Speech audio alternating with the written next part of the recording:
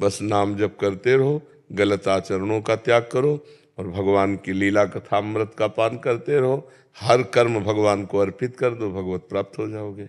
बिल्कुल सरल उपाय है, नहीं? प्रदीप जी, महाराष्ट्र से। राधे राधे महाराज जी, आपके चरणों में कोटि कोटि प्रणाम। प्रभु जी, कुछ दिनों से भगवान की कृपा से साधु जीवन जी रहा हूँ। हम सभी के कल्याण हेतु भूतकाल में साधु हुए हैं, भविष्य में भी साधु होंगे और आज भी साधु हैं। प्रभु, याचना करते हुए पूछ रहा हूँ कि महाराज जी हमारे लिए आप मार्गदर्शन करें करणीय और अकरणीय सूत्रों को समझाने का। हमारी सबसे पहली बात है कि आप भगवत प्राप्ति करो। जगत भगवत स्वरूप है, इसे भगवत प्राप्ति नहीं करना हमारी दृष्टि में। मत्ता परतरम नान्यत किंचित अस्ति धनंजय, मेरे सिवा किंचन मात्र कुछ नहीं है। वो सब भगवान पूर्ण परमात्मा ही सब रूपों में बैठा हुआ है, ये हमारी दृष्टि है। अब हमको अपनी दृष्टि इनमें परमात्मा भाव में लाने के लिए किसी माता बहन की तरफ हमारी भोग दृष्टि न हो। सबसे पहले साधु के लिए है कामिनी। अगर सतमार्ग में चलना है तो बांध लंगोटा बचा के इंद्री कभी न देखा पर नारी। जो काछ वाछ मन निश्चल राखे धनी धनी जननी तेरी रे, नरसिंह मेहता जी कहते। पराई माता बहनों की तरफ कभी भी हमारी काम दृष्टि नहीं हो। अगर काम दृष्टि हो भी जाए तो क्रिया कभी नहीं होनी चाहिए।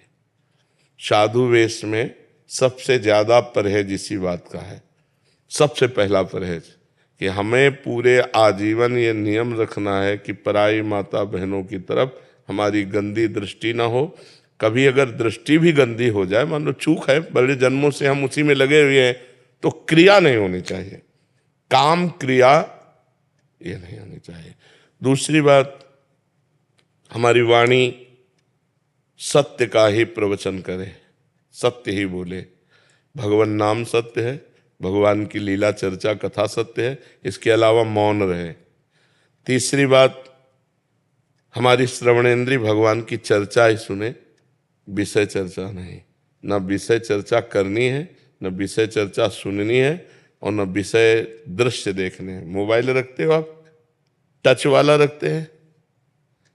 हाँ, बहुत सावधान रहने की जरूरत है, क्योंकि टच मोबाइल और हम एकांत में बैठे हैं, पढ़े हैं, अब मन भजन में नहीं लग रहा तो मन फिर देखने को कहेगा। तो आजकल क्या है कि सीरियल विषयी पुरुषों द्वारा बनाए गए हैं, जो घोर संसारी विषयी पुरुष हैं। अब वो तो मनो आकर्षक के लिए अपना अंग प्रदर्शन भी करते हैं, क्रिया प्रदर्शन भी करते हैं। कोई भी ऐसा सीरियल नहीं है जिसमें अंग प्रदर्शन न हो और क्रिया प्रदर्शन न हो, जिससे मनोवृत्तियां सबकी खींचे। तो विरक्तों के लिए बड़ा खतरनाक खेल है। इसलिए साधु को चाहिए, अब ये कुछ ही वर्ष से चला है, हमें लगता है 25-30 वर्ष से चला होगा मोबाइल। इसके पहले तो हमने नहीं देखा। जी 2003 के बाद है। हाँ, क्योंकि पहले के साधु महात्मा बिना मोबाइल के पहले काम क्या नहीं चलता था। मान लो गृहस्थों का तो हम मान सकते हैं कि चलो उनके बहुत से व्यापार हैं, बहुत से कार्य हैं। अपने लोगों को एक लाभ मिल सकता है सत्संग का।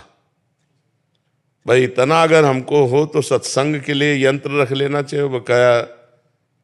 हमें लगता है मोबाइल से बचना चाहिए साधु महात्माओं को, संतों को, साधकों को।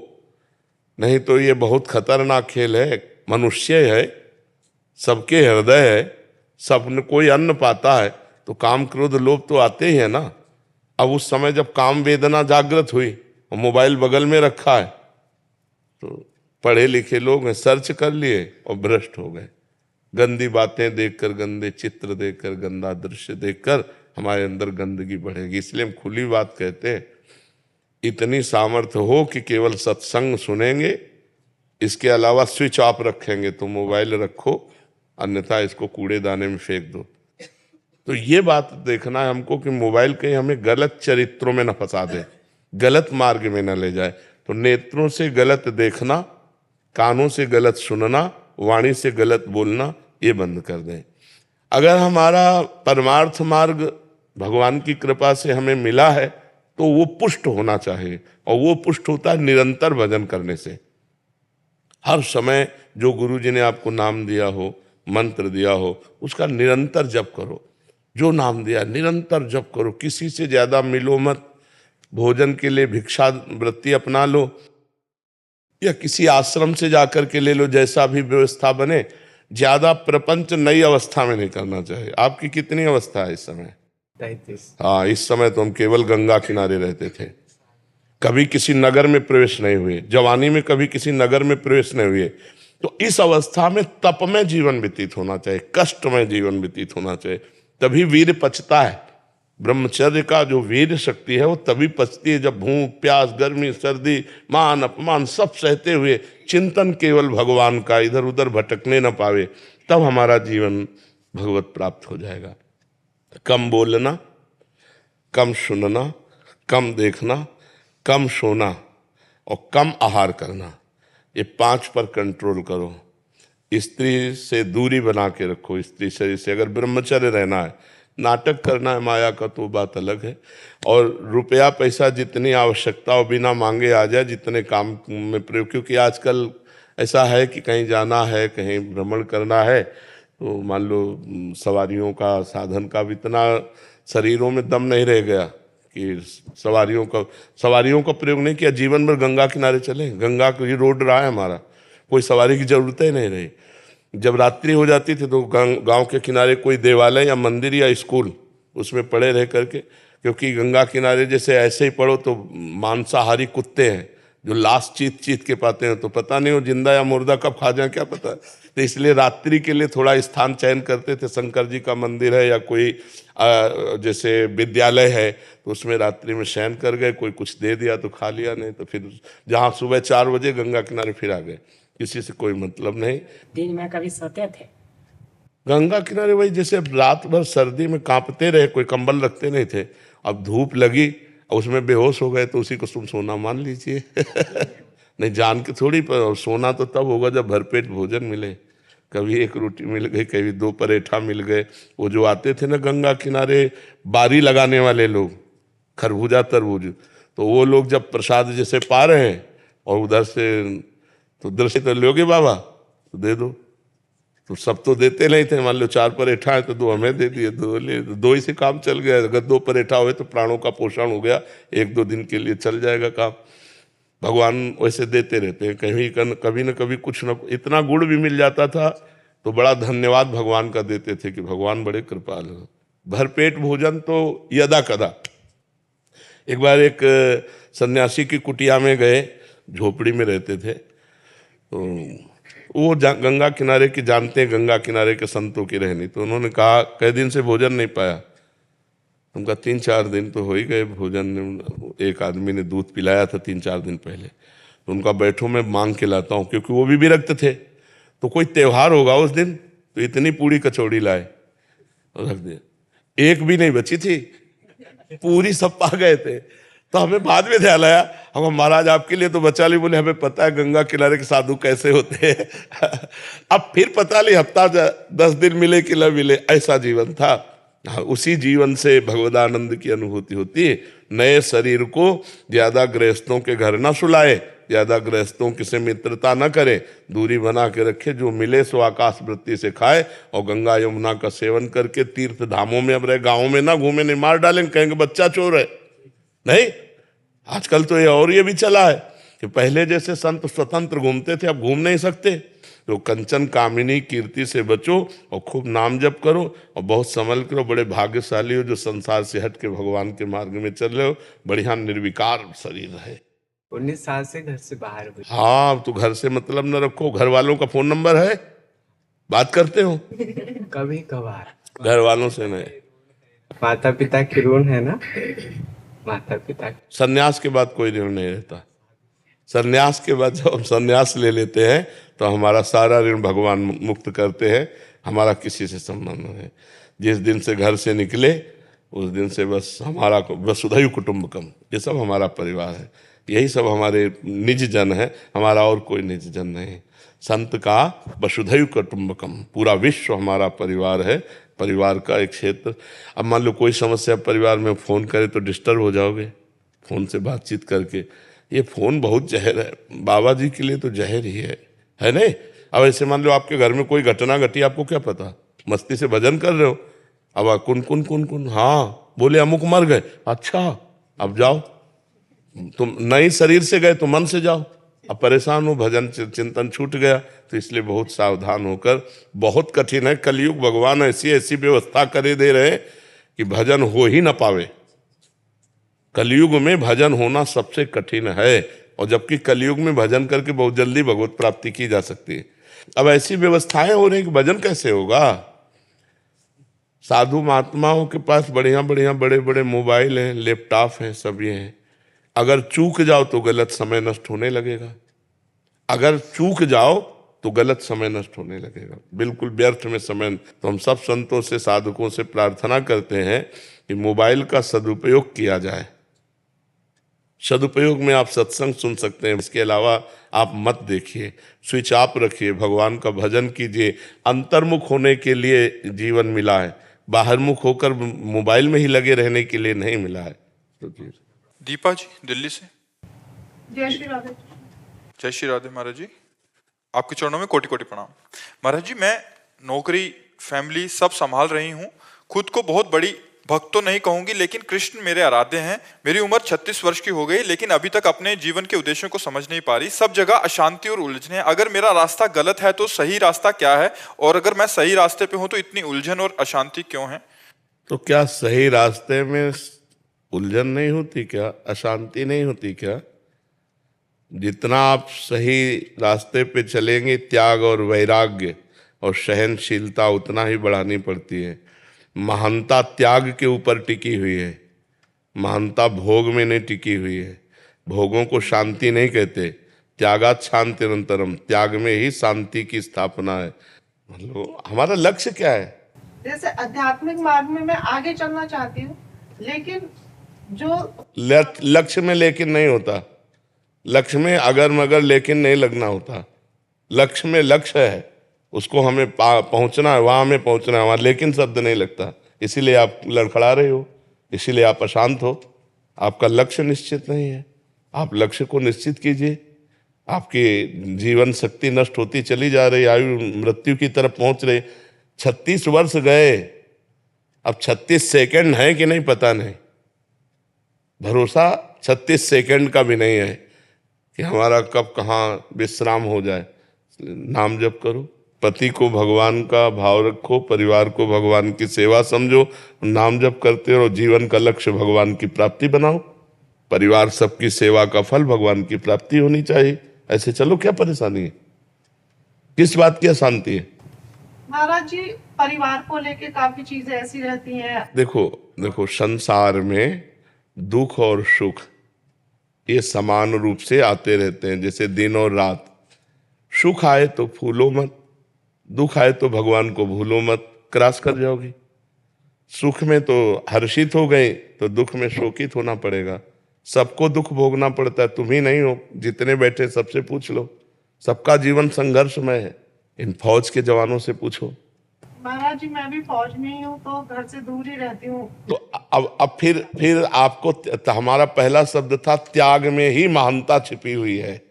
हम इनका संतों जैसा सम्मान करते हैं, क्योंकि जहां तैनात कर दे वहीं जीवन को समर्पित किए हुए हैं। परिवार का राग मिटा करके, अपने शरीर का राग मिटाकर, छाती चौड़ी करके दुश्मनों के सामने जहां भी लगा दिया जाए वहीं तैनात है, वहीं हम इनका बहुत आदर करते हैं। और ये हमारे लिए प्रमाण है इस बात के कि अगर हमको अपने परिवार की सुरक्षा चाहिए, हमको अपने राष्ट्र की सुरक्षा चाहिए, तो हमको त्याग करना पड़ेगा, अपने सुखों का त्याग करना पड़ेगा। फिर अशांति किस बात में? अशांति तब होती है जब हम विरुद्ध चिंतन करते हैं कि काश मैं अपने घर में रहती होती, काश मैं अपने बच्चों के पास। नहीं, विरुद्ध चिंतन नहीं। हमें भगवान ने सौभाग्य दिया राष्ट्र सेवा का। हमारा परिवार, राष्ट्र सम्मानित करेगा परिवार को। जब कोई फौज का जवान शहीद होता है तो हर भारतीय को लगता है कि हमारे परिवार का गया। आप लोगों को पता हो या ना पता हो, हर भारतीय को लगता है कि यार हमारे परिवार का सदस्य गया है।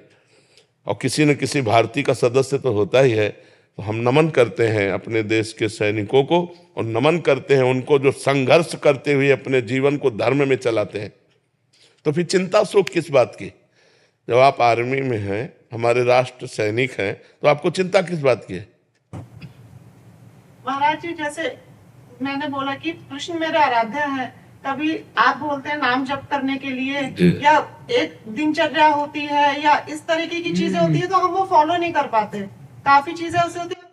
कभी हम आर्मी के जनों को अगर ठीक से प्रवचन सुना हो तो कभी हमने आर्मी के जनों को कोई दिनचर्या नहीं दी है। जो मिले, जब मिले, जैसी परिस्थिति हो उसमें राधा राधा बोलो और डट करके अपने जीवन को राष्ट्र सेवा में लगाओ। कोई नियम नहीं। 2500 भारतीय सैनिक शिष्य हैं, कोई उनके लिए नियम नहीं कि आप 11 माला जपो, आप ये जपो। आप जहां हो, भारतीय सेना में, हमारे राष्ट्र सुरक्षा में हो, आपकी गोली ही माला है। आप उसी समय अपने बहादुर भाव से देश रक्षा के लिए डटे रहो और अंदर से नाम जप करो। जो मिल जाए खाओ, शरीर पोषण करो, राष्ट्र सेवा में समर्पित करो जीवन। चिंता किस बात की है? किस बात की चिंता है? तो महाराज जी, तब लगता है कि सब मुझसे बहुत आगे, मतलब इतने बड़े बड़े भक्त हैं और हम कहीं कुछ नहीं कर पा रहे हैं, क्या कर रहे हैं? अब एक तरफ देखो कि बड़े बड़े भक्तों को, तो राष्ट्र भक्तों को नहीं देखती क्या? राष्ट्र भक्तों का त्याग नहीं देख रहे हो? आप जिस मार्ग में हो उसी मार्ग को पुष्ट करो। राष्ट्र रक्षा के हेतु आपने जीवन अर्पित किया है, तो आप बिल्कुल, भगवान भी आपको देख रहे हैं, सरकार भी हमारी आपको सपोर्ट कर रही, इसलिए आप चिंता मत करो, खूब नाम जप करो और राष्ट्र सेवा में रहो। ठीक है? हेमलता जी, महाराज जी आपके चरणों में कोटि कोटि प्रणाम। महाराज जी, आप कहते हैं कि मनुष्य को अपने कर्म किसी न किसी रूप में भोगने ही पड़ते हैं। प्रभु, यदि अपनी संतान के द्वारा ही अपमान मिले तो संतान को तो कोई अपराध नहीं बनेगा ना? उसका तो नया कर्म बन नहीं रहा है, दुर्गति उसकी तो होगी। अगर अपने माता पिता को दंड दे रहा है तो माता पिता अपने पूर्व कर्म को भोग रहे हैं और वो नया कर्म कर रहा है। अपने माता पिता को धर्म विरुद्ध आचरण करके दुख दे रहा है तो उसकी दुर्गति तो होगी। समझ पा रहे? उसके लिए क्या कर सकते हैं प्रभु? भगवान से प्रार्थना करो कि उसकी बुद्धि शुद्ध हो, नाम जप करके उसको दीजिए। 2 माला 4 माला नाम जप कीजिए और भगवान से प्रार्थना करके उसको दीजिए, उसकी बुद्धि शुद्ध हो जाए तो वो अपराध काहे को करेगा। प्रभु, वो खुद नाम जप करती है, श्री जी की सेवा भी करती है, बहुत अच्छी है। और मेरी बहन भी है तो वो भी ऐसे ही करती थी, आज वो बहुत दुखी है, तो इसलिए मुझे बहुत डर लगता है उससे। सब नाम जप करें, नाम जप से बुद्धि शुद्ध हो जाएगी। शुद्ध बुद्धि से अपराध नहीं होते, हमको पक्की बात पता है। जब तक नाम जप ठीक से नहीं करोगे तो बुद्धि अपवित्र रहेगी। अपवित्र बुद्धि में दूसरों का अपमान, दूसरों की हिंसा, दूसरों का दुख, ये बना रहता है। माला चलाना कोई खास बात नहीं, भजन करना खास बात है। माला में अंगुली घूम रही है और जबान में नाम जप नहीं चल रहा, मन नहीं लग रहा, तो उसका कोई महत्व थोड़ी। अंगुली चलाने से थोड़ी कोई महत्व है। अंगुली चलाओ या ना चलाओ, तुम्हारा मन भगवान के चिंतन में लगना चाहिए तो परिवर्तन होगा। अब बाहर अंगुली चल रही है, हाथ की क्रिया हो रही है, मन संसार का चिंतन कर रहा है और जबान से आपका नाम नहीं चल रहा, तो व्यर्थ का माला चलाना। केवल माला घूमने से भगवान की प्राप्ति नहीं होती। एक मन का लिया राधा, सामने राधा नाम दिखाई दे रहा, फिर दूसरा राधा राधा, थोड़ा भजन भी बहुत लाभ देगा। ऐसे करके देखो, भजन करने से बुद्धि शुद्ध होती है और शुद्ध बुद्धि में इतनी क्षमता होती है कि वो दूसरों को दुख दे ही नहीं सकता, उसका हृदय इतना कोमल हो जाता है। रविंद्र पाटीदार जी, गुरुदेव राधे राधे, आपके चरणों में कोटि कोटि प्रणाम। महाराज जी, मैं भारत सरकार के रक्षा मंत्रालय में एक वैज्ञानिक पद पर पदस्थ हूँ। महाराज जी, मेरा एक प्रश्न था कि दान किसे कहते हैं? दान लेने और देने योग्य कौन है? ये किस रूप में तन मन देखो, धन सही माने में दान है आवश्यकता की पूर्ति करना। जैसे कोई भूखा आदमी है, उसे भोजन की जरूरत है, अब उसे अन्न दान करो, उसे पवा दो। कोई बीमार आदमी है, उसे औषधि की जरूरत है। कोई सर्दी से कांप रहा है, उसे वस्त्र की जरूरत है। जहां अत्यंत आवश्यकता है और वो असमर्थ है, वहां हम सहयोग। जैसे भूखी गौएं हैं, उनकी व्यवस्था नहीं, उनकी व्यवस्था कर दो। दान का सही तात्पर्य है अत्यंत आवश्यकता की पूर्ति। और दान का पात्र अर्थ का केवल विचार करने की जरूरत है। भूखे को अन्न देने में विचार करने की जरूरत नहीं। कुत्ता भी भूखा हो तो उसको भोजन करा दो, साधु भूखा हो उसको भोजन करा दो, उसमें पात्रता की जरूरत नहीं है। पात्रता रुपया देने में है। हम रुपया देते हैं, शराब पिएगा, ये बेविचार करेगा कि गंदा आचरण करेगा। रुपया में थोड़ा होश में दान करने की जरूरत है। अन्न, वस्त्र, औषधि, जल, इनको तो जहाँ यथा योग्य अवसर मिले पवा दो, उसमें दे, क्योंकि वो, लेकिन रुपया में वो कुमार्गगामी प्रवृत्तियों में रुपया खर्चा होगा तो आपको भी नरक जाना पड़ेगा। इसलिए उसमें फिर पात्र देखते हैं कि हमारे रुपए का यहाँ सदुपयोग होगा कि दुरुपयोग। अगर लग रहा है सांगोपांग सदुपयोग होगा तो फिर कर देना चाहिए। जैसे कानपुर की एक बूढ़ी माई धनाढ्य थी, तो नारदानंद सरस्वती जी के पास नैमिषारण्य में गई और 1 रुपया निकाला और सामने रखा और कहा, प्रभु मैं गरीब आदमी हूँ, सोचती हूँ कि 1 रुपया संत सेवा में लग जाए तो क्या संत सेवा में लग सकता है? उनका हाँ माई। भंडारी को बुलाया, कहा 1 रुपया का नमक लाओ, पूरी दाल में डाल दो, सब संतों के सामने दाल परोसी जाएगी और माई आज तुम भी प्रसाद पालो। फिर उसने करोड़ों की संपत्ति स्वामी जी के नाम कर दी कि जो 1 रुपये का सदुपयोग कर सकता है वो करोड़ों का सदुपयोग कर सकता है। तो रुपया थोड़ा देख समझ के ध्यान देने की बात है। अन्य वस्तुएं अवसर पर, आवश्यकता पर हमें दे देनी चाहिए, उसमें विचार करने की जरूरत नहीं। जब अर्थ देने की बात है, जैसे कोई मांग रहा है आपसे संत वेशधारी, एक तो संत मांगेगा नहीं, जो भगवान का निज जन है वो कभी ऐसे नहीं करेगा। ये हम तुम्हें पक्की बात बता देते हैं। जो कहावे मुआर दासा, करे तुच्छ नरन के आशा, तो कहो कहाँ रहा विश्वासा। भगवान का दास कहलाकर मरण धर्मा शरीरधारियों के सामने हाथ पसारे तो भगवान का दास है क्या? अरे भगवान की दासी हैं लक्ष्मी जी, और लक्ष्मी पति के हम दास हैं। कि हमें जो आवश्यकता होगी वो प्रभु देंगे, तुमसे क्या मांगने की जरूरत है। तो भगवान का भक्त या कोई संत या सन्यासी, मुझे तो नहीं लगता जो असलियत में सतमार्ग में चलता है, उसका लक्ष्य तो भगवान है, तत्व ज्ञान है। वो रुपया के लिए, न औषधि के लिए, न यात्रा के लिए पैसा मांगेगा नहीं। हाँ, कुछ संतों का ऐसा है कि अगर प्रारब्ध दोषात आ जाता है तो उसका सदुपयोग कर देते हैं। कुछ संत झंझट में भी नहीं पड़ते। लेकिन अगर कोई वेशधारी आपसे रुपया मांग रहा है कि हमें तीर्थ यात्रा के लिए या यज्ञ कराने के लिए या इसके, तो आप स्वतंत्र हैं ना कहने में। बिल्कुल डरिएगा नहीं कि हमारा कुछ अहित हो सकता है, कुछ नहीं अहित हो सकता, हमारी श्रद्धा नहीं, हम नहीं देंगे। बिल्कुल साफ रहना चाहिए इसमें। महाराज पानी पीना हो पानी पी लो, भोजन करना हो भोजन पा लो, इसके आगे हमारी श्रद्धा नहीं है। अगर आपकी श्रद्धा दिखाई दे रही कि वास्तविक यज्ञ होने जा रही, आपको पता है उनका परिचय है, तो जो बने तन मन धन सहयोग कर देना चाहिए। मतलब उसमें जानबूझ करके ही दिया जा सकता है, अनजाने में धन नहीं दिया जा सकता कि हमारे धन का दुरुपयोग होगा तो फिर उसमें सदगति बिगड़ जाएगी। ऐसों के पास भजन बल नहीं होता, ऐसों के पास भजन बल नहीं होता जो पैसा मांगते घूमते हैं, और जिनके पास भजन बल होता है वो किसी को शाप देते भी नहीं है, और अगर शाप दे दिए तो भगवान से मिला देते हैं। मुनिनकर क्रोधो मुक्ति दातार, नारद जी ने यमलार्जुन को शाप दिया, भगवान से मिला दिया। अगर भजनानंदी महात्मा तुम्हें दंड दे दे तो भगवान की प्राप्ति करा देगा। भजनानंदी महात्मा कभी पैसा नहीं मांगेगा। पैसा मांगने वाला कभी भगवान का भरोसा नहीं रखता। ऐसों के पास वो होता नहीं है जो शाप देते हैं, जो शाप की धमकी देते हैं उनके पास कुछ होता नहीं, और जिनके पास होता है वो शाप देते नहीं हैं, क्योंकि सब में वो भगवान को देखते हैं, अपने भगवान को शाप देंगे क्या। और अगर कभी दंड विधान के अनुसार कर भी दिया तो भगवत प्राप्ति करा देते हैं। मुनिन का क्रोधो मुक्ति दातार, मोक्ष पद प्रदान करने वाला होता है।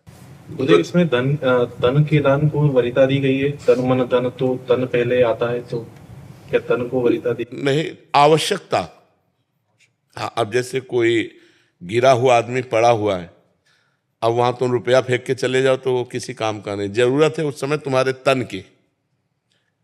अब कोई आदमी बहुत डिस्टर्ब है, अब उस समय शरीर से पास बैठे रहने की जरूरत नहीं, मानसिकता लगाओ, मन लगाओ कि इसकी ये डिस्टर्ब स्थिति को हम कैसे संभाल सकते हैं, हंसा के बुला